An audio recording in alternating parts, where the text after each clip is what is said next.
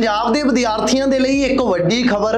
ਜੇਲ੍ਹ warder ਵਿਭਾਗ ਦੇ ਵਿੱਚ ਨਿਕਲ ਚੁੱਕੀਆਂ ਨੇ 400 ਤੋਂ ਵੀ ਵੱਧ ਨਵੀਆਂ ਅਸਾਮੀਆਂ। ਜੇਕਰ ਤੁਸੀਂ 12ਵੀਂ ਪਾਸ ਹੋ ਤੇ 10ਵੀਂ ਦੇ ਵਿੱਚ ਤੁਹਾਡੇ ਕੋਲ ਪੰਜਾਬੀ ਲਾਜ਼ਮੀ ਸੀ ਤਾਂ ਤੁਸੀਂ ਇਸ ਪੋਸਟ ਨੂੰ ਅਪਲਾਈ ਕਰ ਸਕਦੇ ਹੋ। ਇਸ ਦੇ ਲਈ ਤੁਹਾਡੀ ਉਮਰ ਮਿਆਦ 18 ਤੋਂ 27 ਵਰੇ ਹੋਣੀ ਚਾਹੀਦੀ ਹੈ। ਇਸ ਭਰਤੀ ਨੂੰ 3 ਭਾਗਾਂ ਦੇ ਵਿੱਚ ਪੂਰਾ ਕੀਤਾ ਜਾਏਗਾ। ਸਭ ਤੋਂ ਪਹਿਲਾਂ ਤੁਹਾਡਾ ਲਿਖਤੀ ਪੇਪਰ ਹੋਏਗਾ, ਉਸ ਤੋਂ ਬਾਅਦ ਫਿਜ਼ੀਕਲ ਟੈਸਟ ਤੇ ਲਾਸਟ ਦੇ ਵਿੱਚ ਡਾਕੂਮੈਂਟ ਵੈਰੀਫਿਕੇਸ਼ਨ ਹੋਏਗਾ। ਤਾਂ ਲਿਖਤੀ ਪ੍ਰੀਖਿਆ ਦੇ ਵਿੱਚ ਪੰਜਾਬੀ, ਅੰਗਰੇਜ਼ੀ, ਜੀਕੇ, ਮੈਥ, ਰੀਜ਼ਨਿੰਗ, ਕੰਪਿਊਟਰ ਆਦਿ ਵਿਸ਼ਿਆਂ ਦੇ ਵਿੱਚੋਂ ਤੁਹਾਨੂੰ ਸਵਾਲ ਪੁੱਛੇ ਜਾਣਗੇ। ਲਿਖਤੀ ਪ੍ਰੀਖਿਆ ਤੋਂ ਬਾਅਦ ਹੋਏਗਾ ਤੁਹਾਡਾ ਫਿਜ਼ੀਕਲ ਟੈਸਟ, ਜਿਹਦੇ ਵਿੱਚ ਮੁੰਡਿਆਂ ਦੇ ਲਈ ਹਾਈਟ ਜਿਹੜੀ ਹੈ 5'7" ਤੇ ਕੁੜੀਆਂ ਦੇ ਲਈ ਹਾਈਟ ਜਿਹੜੀ ਹੈ 5'3" ਹੋਣਾ ਜ਼ਰੂਰੀ ਹੈ।